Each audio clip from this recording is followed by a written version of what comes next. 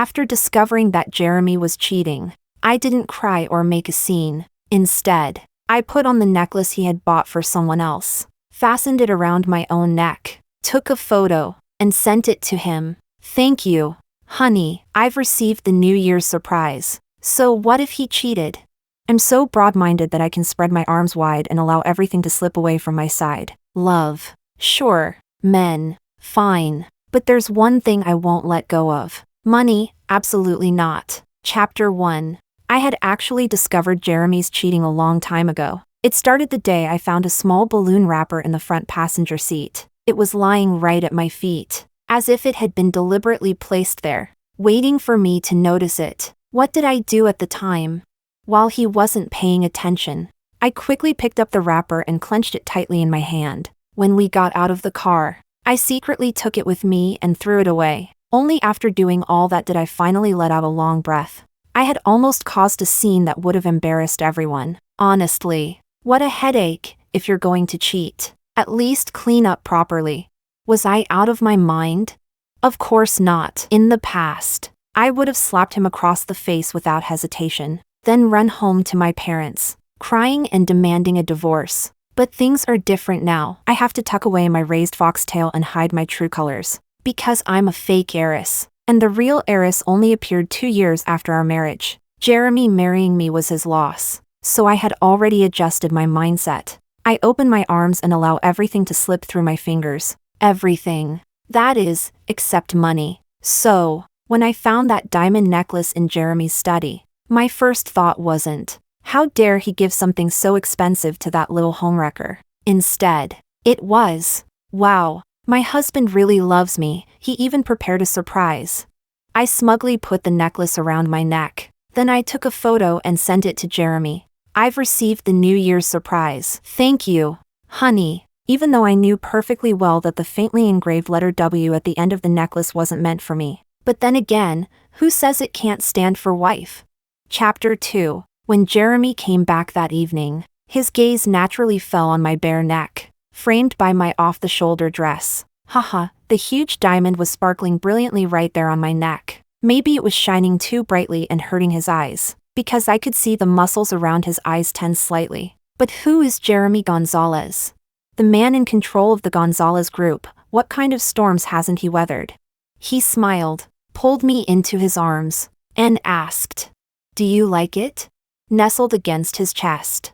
I pretended to sound picky while secretly laughing to myself. Of course. A low chuckle rumbled in Jeremy's throat. As long as you like it. He led me to the dining table, cleared his throat, and finally got to the point. I have a social engagement on New Year's Eve. I was worried you'd be upset, so I prepared a gift in advance. I didn't expect you to find it on your own first. You're not angry, are you?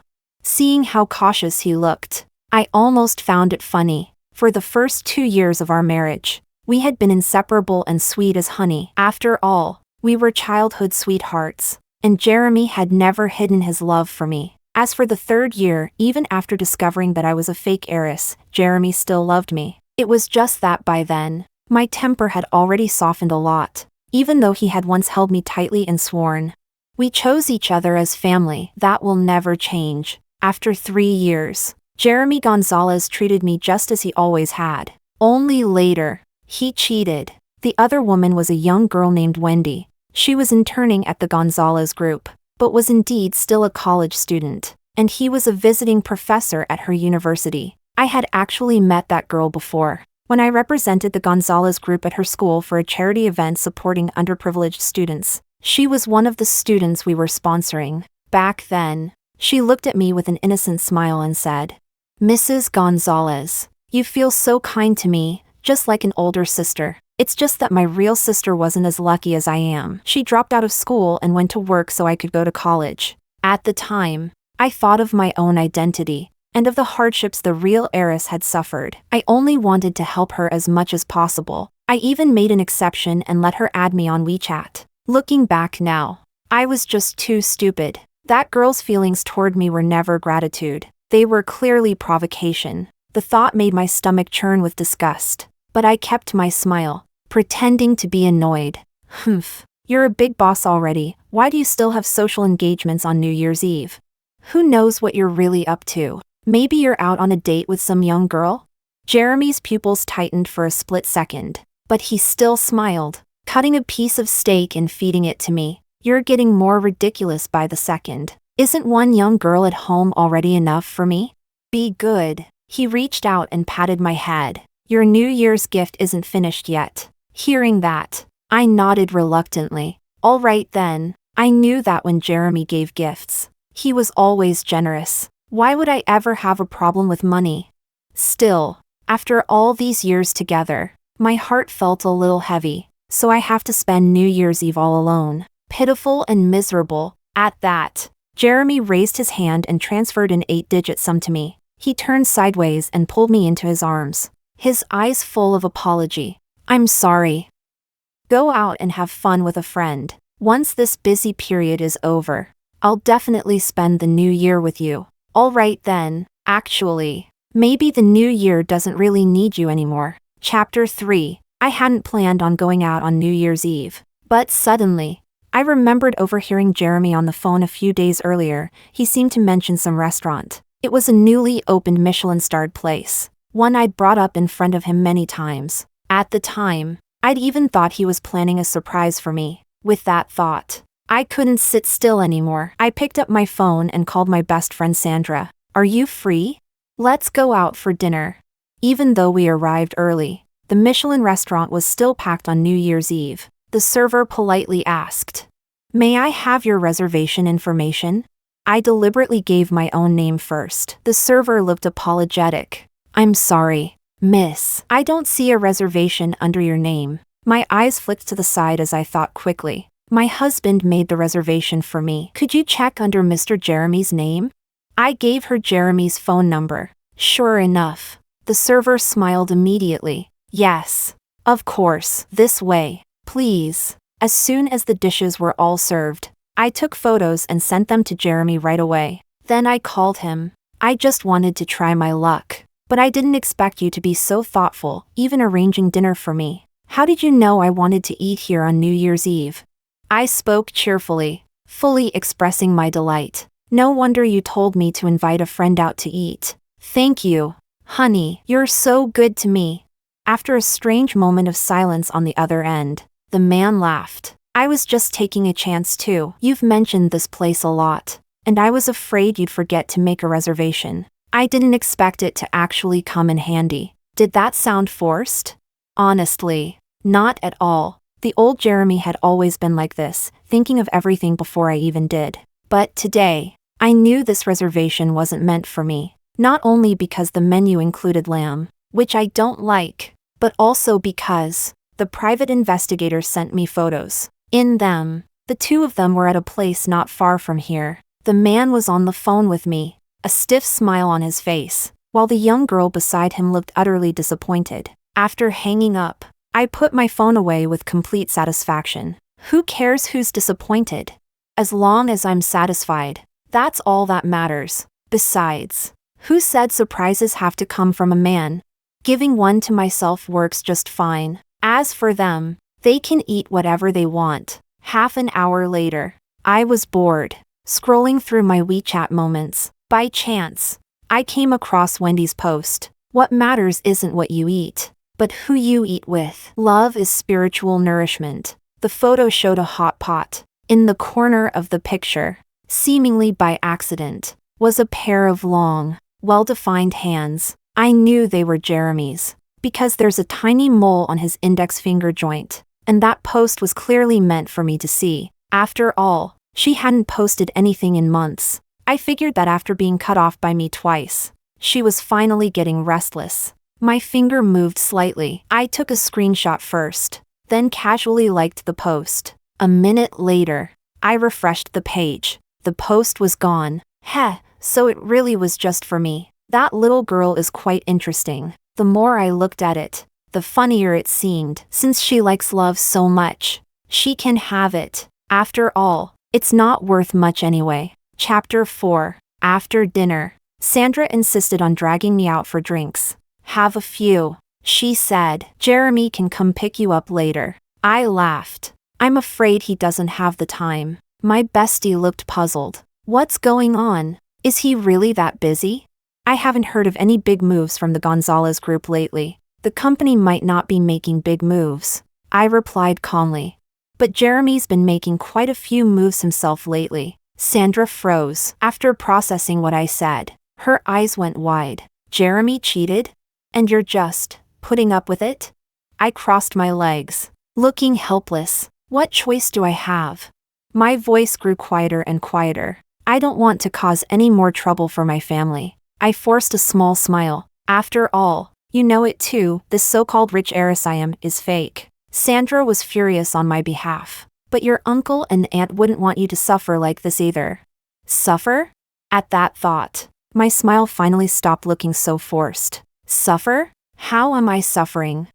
I thought my heart had already turned to concrete, completely numb, impossible to crack. But close to 11 o'clock, I stumbled upon a live stream while scrolling on my phone. A blogger was doing New Year's Eve street interviews. The interviewees were friends, families, couples. Everyone was talking about their beautiful hopes for the new year. I was so moved that tears streamed down my face, especially when my dear husband had his arm around a delicate-looking girl and said, "I hope she's happy every single year." At that moment, I was truly moved. He was even wearing the scarf I had knitted for him stitch by stitch last year. Back then, he'd laughed and said it was too long. Now, the extra length was wrapped snugly around Wendy's neck. The two of them looked just like a couple madly in love. The oversized scarf covered half their faces. A handsome man and a beautiful girl, what a perfect match. What a pity they couldn't be shown to the world. After feeling miserable for a brief moment, it suddenly hit me. Damn it, I forgot to screen record. Otherwise, that would have been an absolute trump card. Chapter 5. In a fit of rage, I got angry for about a second. Then I dragged my best friend to a bar and, in a dramatic splurge, dropped a fortune to book 8 male escorts. One smiled sweetly and called me pretty sister. One could sing, his voice was even better than what's his name's. One could dance, and those solid 8-pack abs were very abs. One fed me fruit. One gave me massages. One held a glass and leaned in to toast me. The whole thing was a perfectly coordinated hype squad. As for the remaining 2, they were assigned to the proper and decent Sandra, by all rights.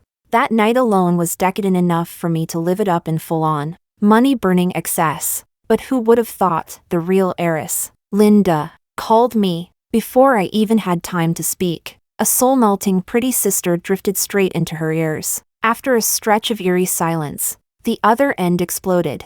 "Tina, what are you doing?" I quietly hung up. Then I sent her my location, with a little note attached. "Come by yourself." Chapter 6. When Linda arrived, her jaw practically hit the floor. "You city people play this wild? Have you lost your mind?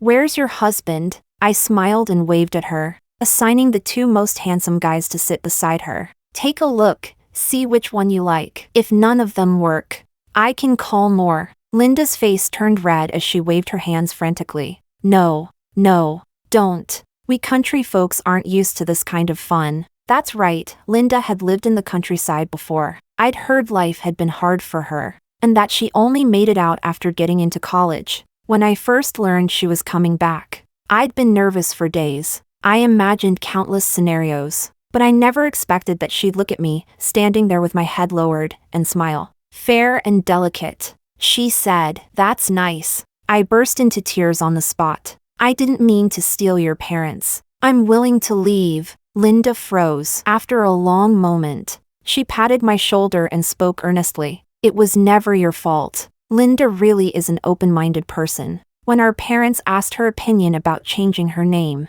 she just waved it off. Forget it. My foster parents were good to me. They're gone now. So there's no need to change my name. With a family this big, you wouldn't want someone like me, who doesn't understand anything, to inherit it anyway. That would just waste all the effort you put into raising Tina." The more open-hearted she was, the worse I felt. From that moment on, the peacock who used to love showing off, was spiritually neutered.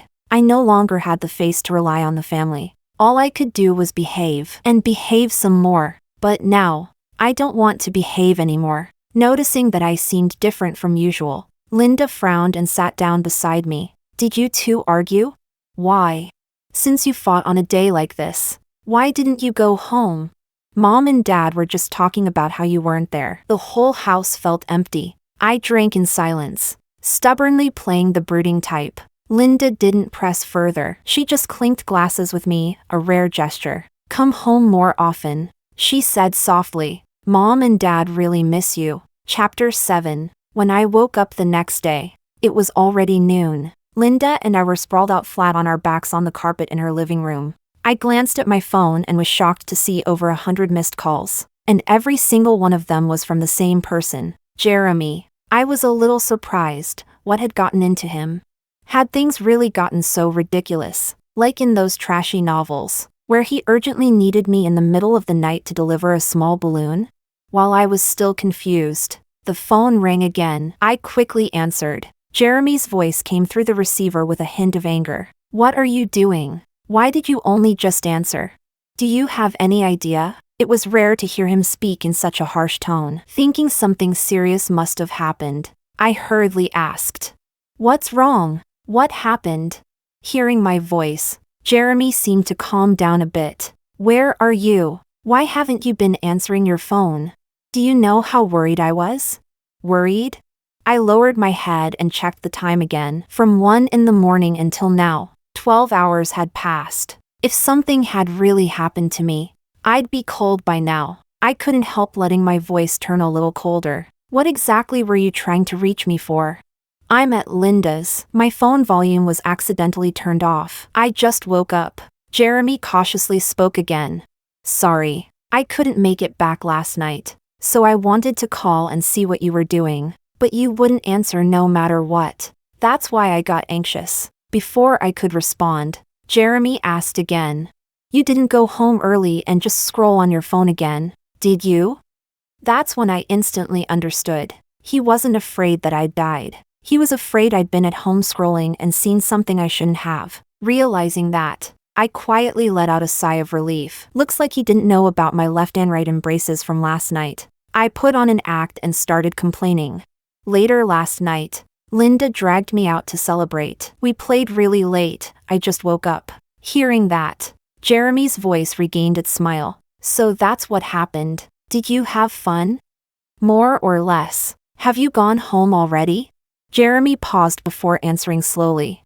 I'm at the office. I'll come back tonight. I couldn't help laughing on my end of the call. President Gonzalez. Do your employees know that their big boss is still grinding away at the office on a statutory holiday? Jeremy sounded helpless. All right. Stop being upset. Since you're with Linda, go enjoy yourselves on the first day of the new year. I pretended to be annoyed. You're always just brushing me off like this. The man chuckled softly. All expenses, on me. I snorted, still sounding unhappy. Now you just know how to placate me with sweet talk. The next second, a message notification popped up on my phone. I looked at the string of zeros before the decimal point, longer than my hair, and finally couldn't keep my lips from curling upward. You're really just trying to shut me up. I'm hanging up, bye. At that moment, I finally had it all figured out. Love, romance, all that nonsense. Since this husband was clearly unqualified, I might as well treat him like an ATM. Whoever wants love can have it. Just leave the money with me. After hanging up, the private investigator I'd hired proved to be extremely professional, sending me photos he'd taken yesterday, right on the first day of the new year. The clarity was on par with those top-tier fansite photographers. Any single shot could be used as promotional material for a short drama. What would you call it? Maybe something like The Domineering CEO and His Little Darling. Chapter 8. When Jeremy came back that night, I still wasn't asleep. He entered quietly, only to find me lying on the sofa. There was a hint of reproach in his eyes. Why are you still up? He didn't walk toward me, but that didn't stop me from rushing straight at him without any restraint. The moment I hugged him tightly, it was as if the wool coat had been soaked in perfume. The heavy scent crashed straight into my nose. Caught completely off guard, I sneezed at him several times in a row without mercy. Jeremy, looking a bit disheveled from my sneezes, pressed his lips together tightly, his expression far from pleasant. I looked at him quietly, just looked at him, without saying a word. Maybe it was because my eyes slowly reddened that his expression finally softened a little. He hurried to reach for me, but I took a step back. Tina, I cut off his speech with reddened eyes. Don't get too close to me. I forgot to tell you, I caught a bit of a cold today. I made it up smoothly, since I was already giving myself an excuse. I didn't mind handing him one as well. My words lodged straight in his throat. And for a moment, his expression was indescribably interesting. After a long pause, his gaze dropped to my bare feet, wrapping an arm around my waist. He lifted me up in one motion. Why didn't you say anything on the phone? You're sick and still messing around here instead of resting. I grinned shamelessly. I missed you. Jeremy sighed softly, one hand reaching up to press against my forehead. It's only been one day. How did you manage to wear yourself down like this? With reddened eyes, I leaned against him. Then, don't leave me again. His body stiffened. The next second, he carried me horizontally into the bedroom. From inside his coat, he took out a small box, then casually tossed the coat aside. When the exquisite vintage box was placed in front of me, honestly, whatever illness I had should have been cured on the spot. Just from the look of that vintage mini box, you could tell it was small on the outside, big on the inside. Sure enough, inside lay a pink diamond ring, at least 9 carats. An oval-cut diamond of that size was extremely rare. Jeremy chuckled and asked, "Do you like it?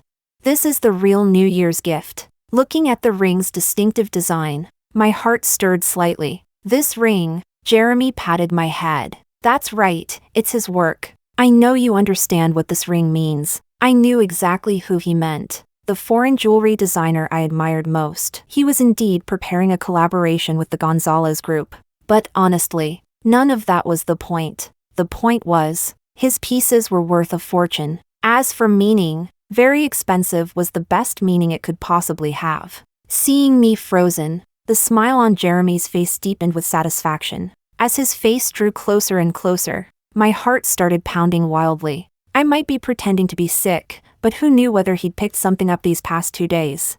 What if he caught something and passed it on to me?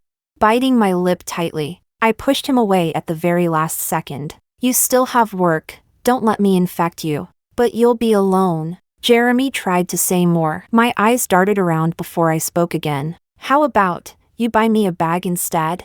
Jeremy froze when he saw my outstretched hand, then immediately laughed. Which one do you like? I'll have someone order it for you tomorrow. I turned away and waved at him. I'll send it to your phone. You should go get some sleep. Jeremy didn't insist further and turned to leave the master bedroom. Before going, he reminded me, if you need anything, call me, okay? That night, my cursed mouth was accurate for the first time in my life. My appendicitis flared up, and the pain was so intense I felt like I was dying. I called Jeremy, but all I got was the same automated message over and over. Hello. Please do not hang up. The number you have dialed is currently on another call. In the end, I clenched my teeth and dialed 120 myself. Only when the sound of the ambulance tore through the night did Jeremy stumble out of the study. Tina. I didn't look at him again. I only knew one thing, this time. I couldn't keep pretending to be stupid.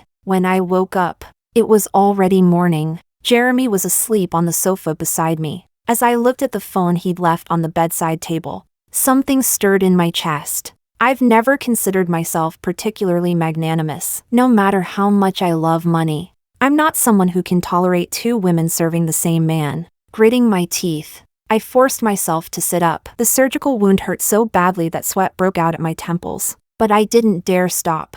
I quickly grabbed his phone and slipped into the bathroom, locking the door behind me. When I saw a call in the log that lasted 4 full hours, I couldn't quite describe how I felt. I only knew that he'd once done the same thing with me. Back when we were still in school, my parents were away on a business trip, and there was an unexpected power outage at home. He stayed on the phone with me all night. The next day, he even teased me. You snore in your sleep, like a little pig. I'd be lying if I said I wasn't touched back then. But now, all I felt was that it was childish, even disgusting. I quickly opened all his social media apps and photographed every single chat record between him and Wendy, including the ones full of vague, ambiguous flirting. Most importantly, the transfer records. The only thing that gave me a bit of comfort was that the amounts weren't large, but the notes on those transfers were more than enough to prove he'd cheated. When I came out, Jeremy still hadn't woken up. I put the phone back where it was, just as I was about to get back into bed. The hospital room door was pushed open. Wendy's bright, smiling face appeared in front of me. She handed me the flowers she was holding. "Madam, I heard you were hospitalized, so I came to check on you." The smile on her face was no longer as restrained as before, it was openly triumphant. I knew exactly what she wanted to convey, but I couldn't be bothered to respond. Jeremy, however, heard the noise and sprang up from the sofa. He looked at Wendy with a sharp gaze. "Why are you here?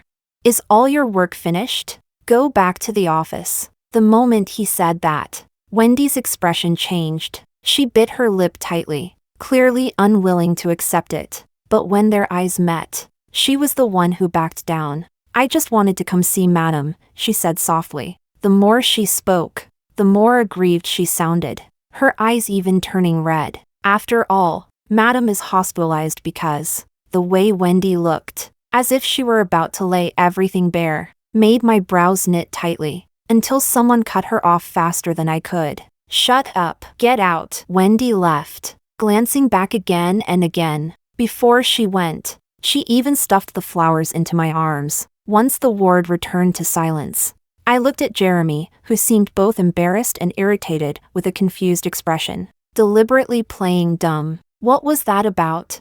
Why were you so harsh? Jeremy sat down by my bed and let out a long sigh. "I don't want anyone disturbing you." There really did seem to be a hint of guilt in his eyes as he looked at me. He held my hand tightly. "I'm sorry." We looked at each other. We both understood everything, but I still smiled at him. "What are you talking about? Appendicitis is my own fault for not watching what I eat. It's not on you." Jeremy reached out and pulled me into his arms. "Tina, you didn't used to be like this." Hearing that, I couldn't help rolling my eyes. Men really do have a certain kind of cheapness built into them. In the past, I liked making a fuss. If something like this happened, I'd definitely kick up a storm. He always said I had a spoiled rich girl temper. Later, he stopped saying it, and I stopped making a fuss. Now, he wasn't used to it anymore. Chapter 9. By the time I was discharged from the hospital, Wendy's internship had ended. She returned to campus to prepare for her final exams. After finding out, I dragged my best friend along to take a look, because I knew Jeremy would be there too. After all, the content of the phone call he took on the balcony last night had been accidentally picked up crystal clear by the security cameras. I never expected them to completely cut off contact anyway. On the phone, Jeremy didn't coax the person on the other end the way I'd imagined, but every line was laced with reassurance. What really piqued my curiosity, though,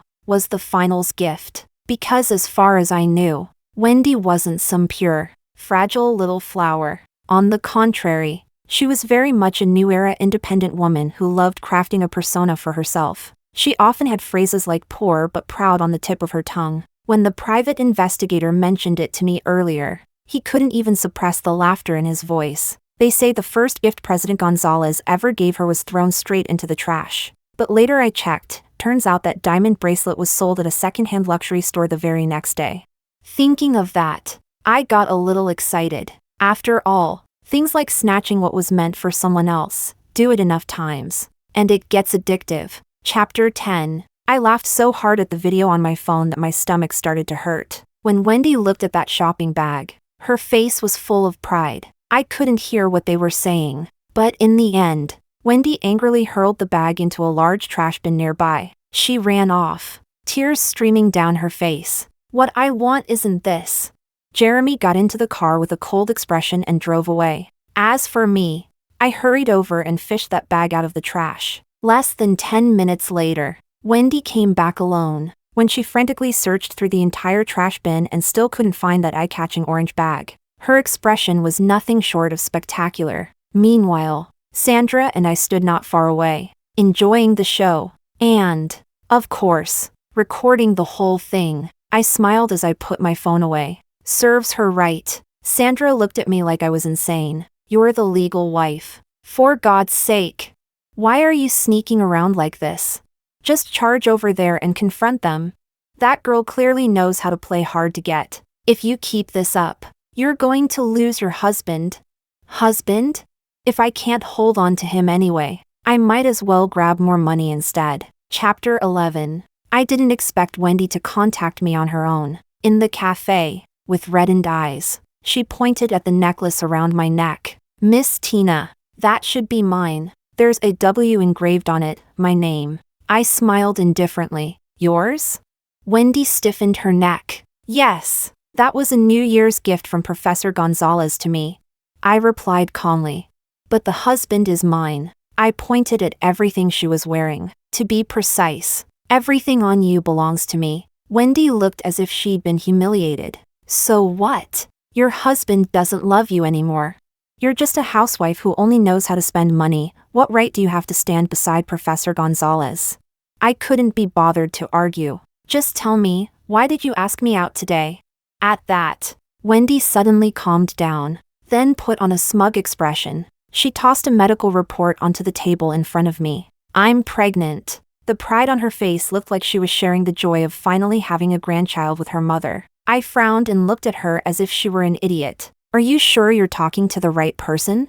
First, I'm not your mom. Second, I'm not Professor Gonzalez's mom either. No matter how you look at it, this has nothing to do with me. Wendy glared at me through clenched teeth. Divorce him. Otherwise, I'll accuse him of rape. Since you people played with me, then let's all lose face together. I'm just a student, after all. But Jeremy? That's a different story. I found it strange. Spring hadn't even arrived yet, and these spring shoots were already sprouting one batch after another. I couldn't be bothered to waste any more words. I turned and walked away. Do whatever you want. If you need my help, just let me know. Chapter 12. When Jeremy received the divorce papers, his pupils practically shook. His voice was hoarse as he opened his mouth. Straight into accusations. You've lost your mind. How dare you? I impatiently dug at my ear. We grew up running around naked together. Spare me the domineering CEO novel routine. Your little girl is pregnant. I'm not interested in being the legal wife who plays second fiddle. Jeremy froze. She came to see you? When I tacitly confirmed it, he hurriedly tried to explain. You might not believe me, but I never touched her. Whether you touched her or not, I don't know, I said calmly. But you definitely crossed the line. I put the live stream replay I'd obtained from the blogger in front of him. Honestly, they look quite well matched. As long as you sign, I'll leave immediately. Consider it my way of completing your happy little family of 3. When Jeremy went crazy, he really went all in. He tore the divorce papers into shreds. I'm not divorcing you. Wendy is my problem. I'll deal with it. He was about to walk out, but stopped and turned back. His tone heavier. I never touched her. Not once. Look at that. When men get ruthless, they even lie to themselves. Chapter 13. Wendy lay low for a while. My best friend asked me, so you're really planning to get divorced? Wouldn't that just benefit that illegitimate child? I smiled. She's not pregnant. My friend clicked her tongue. And you believe whatever he says? My smile deepened. Of course. She's in a hurry to climb up, and I'm in a hurry to take the money and run, so I just helped her along a bit. That's right. The person who helped her get the fake medical report was sent to her by me. Personally. Because I didn't want to wait anymore. Someone had to tear this whole thing open. I have enough money now, more than enough. As long as I don't do anything stupid, it's enough to last me a lifetime. Divorce is simply a way of letting myself go. What I didn't expect was that Jeremy would pull strings for Wendy just to avoid divorcing me. He swore to me. Wendy is going abroad. She won't be coming back. Of course she won't be coming back. To placate Wendy, Jeremy got her an opportunity to work at the overseas headquarters of a major luxury jewelry brand. What was funny was that the portfolio submitted to that headquarters was mine. When I found out, I couldn't sit still. Who doesn't start out with dreams? It was just that this family needed a full-time wife. Even in a marriage of convenience, there are always checks and balances. I had no choice but to give up my dreams and become a rich wife. Later on, I kept taking private commissions in secret, but I could only stay behind the scenes. My designs never even carried my real name. Just a code.